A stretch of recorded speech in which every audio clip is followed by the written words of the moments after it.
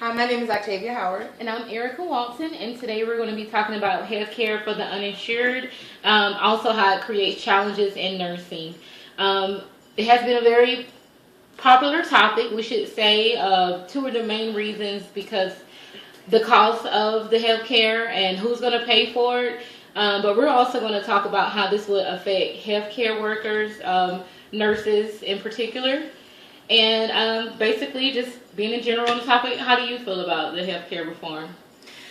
Honestly, I think it's very confusing. I'm not really sure how it's going to help benefit nursing. There's a huge nursing shortage.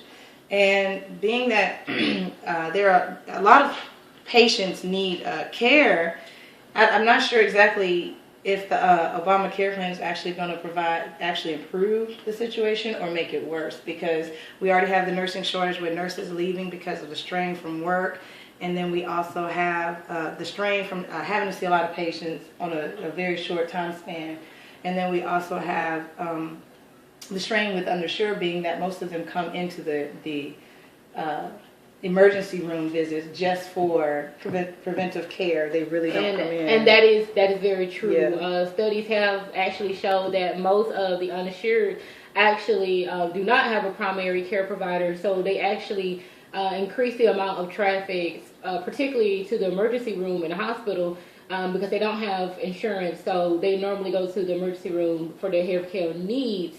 The new healthcare reform, of course, would have some beneficial outcomes, of course, especially for the people that are uninsured, because they would be able to preventative care. They'll have a primary care provider.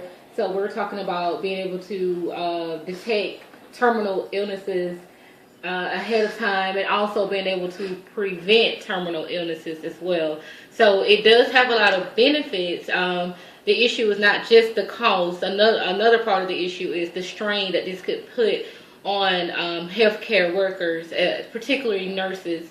There is a shortage for physicians as well, but nurses normally have more than enough of their own load at this time. So we're talking about giving insurance to millions of people that are not insured currently. That's going to raise the workload on our nurses. So we don't want to go from one problem and create something that's even bigger than what's already going on right now. Exactly, I agree with that, because with the economy being the way that it is right now, a lot of the people who are currently uninsured already cannot afford to buy insurance, and therefore this is why they constantly go to the emergency room. This is why, just for a simple thing such as a flu or a cold, they're going to the emergency room. But in addition to that, as the economy falters a little bit, we're finding more people, elderly people and other individuals, who are also becoming uninsured, and it's beginning to become a very big strain on the nursing industry. Nurses, already shorthanded as it is, are having to see patients for simple things, whereas simple things such as, like I said, flu or the cold, Sure. Whereas they'll have to, that takes away the time that they can assess a patient that may be in cardiac arrest or have a very major Sure. issue, or, maybe a car accident or something, traumatic that they really need to be there to address. So it's already less nurses, and they're really just seeing coughs and fevers, things that we really can't treat as nurses. That's something you just kind of have to let pass, stay hydrated and, so forth. So it does put a huge strain on it.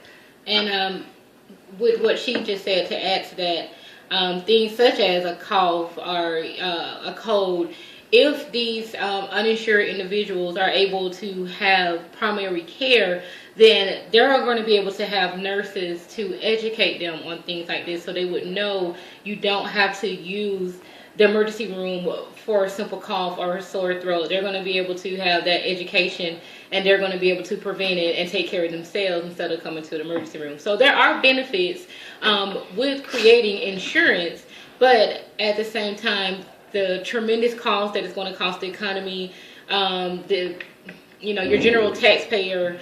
These are going to be the type of people that are going to be paying for this insurance. And then, of course, once again, we already have a shortage on nurses. So we do have to make sure that we are evaluating it on both sides, and when we're thinking about the impact of this new healthcare reform. Another topic that I want to touch basis on is the decline in the quality of care that nurses are going to be providing. If we're talking about a heavier flow of traffic into the hospital, then that's going to take away time that a nurse is able to spend with her patient. And, a lot of people don't understand a nurse's role. Nurses, a lot of times are affiliated with giving medicine, and which is true. That is one of the primary goals. But nurses, nurses do way more than just providing medicine.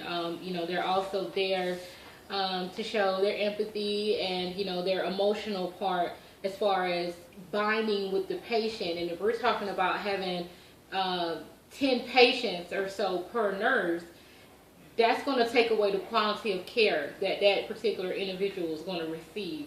That nurse is only going to be able to run in and out of that room to check vitals and to provide medicine, but she's not going to be able to assess this patient, how are you doing today, or, how's family life, things like that. That is also a part of being treated. It's not just the medicine that nurses do. We also deal with the mental aspect of the patient as well. So emotional and spiritual.